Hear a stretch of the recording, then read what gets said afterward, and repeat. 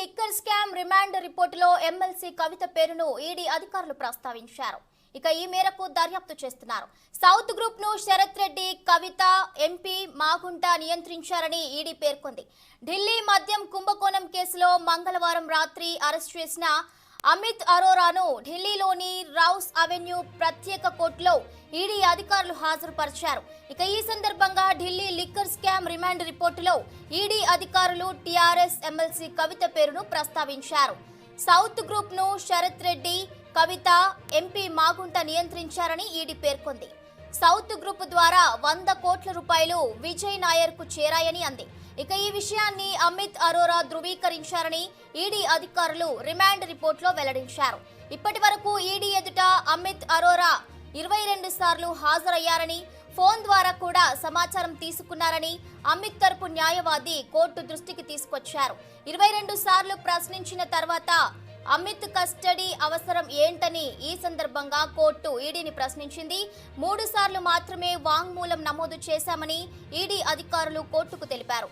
తదుపరి విచారణ కొనసాగింపు కోసమే కస్టడీ కోరుతున్నట్లుగా తెలిపారు. ఇక ఇదే అంశంపై మా పొలిటికల్ బ్యూరో చీఫ్ రామ్ మరింత సమాచారం అందిస్తారు.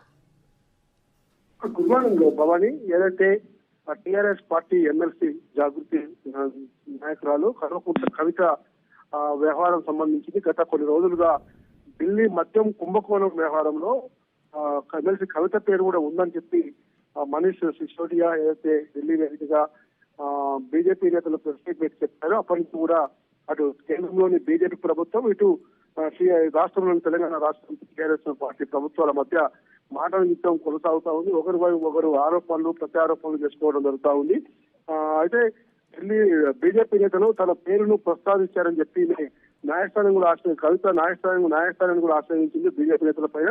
అయితే తాజాగా ఏదైతే అమిత్ అరోరా ఉన్నాడో, అమిత్ అరోరా సంబంధించిన ఎఫ్ఐఆర్ ఇచ్చిన రిపోర్ట్ మొత్తం నివేదికలో కూడా దాదాపు 38 పేజీల నివేదికలో టీఆర్ఎస్ పార్టీ ఎమ్మెల్సీ కవిత పేరు కూడా రావడంతో ఇప్పుడు టీఆర్ఎస్ పార్టీ ఇంకా ఏం చేయాలని దానిపైన సీరియస్ గా ఆలోచిస్తా ఉంది.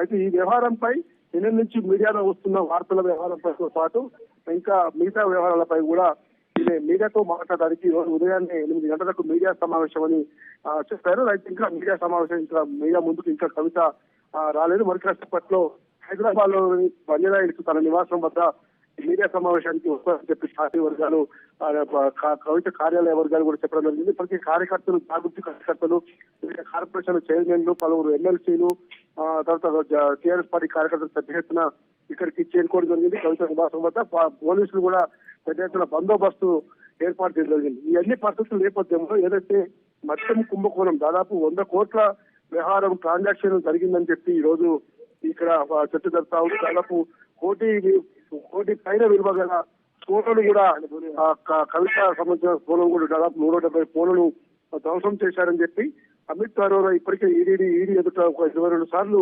హాజరయ్యారు. ఫోన్ ద్వారా కూడా సమాచారం తీసుకున్నారని చెప్పి అమిత్ తరపు న్యాయవాది కోర్టు దృష్టికి రావడం, ఇవన్నీ పరిణామాల తర్వాతనే ఈ కవిత పేరును నివేదికలో పేర్కొన్నట్టు తెలుస్తుంది. Thank you for the updates.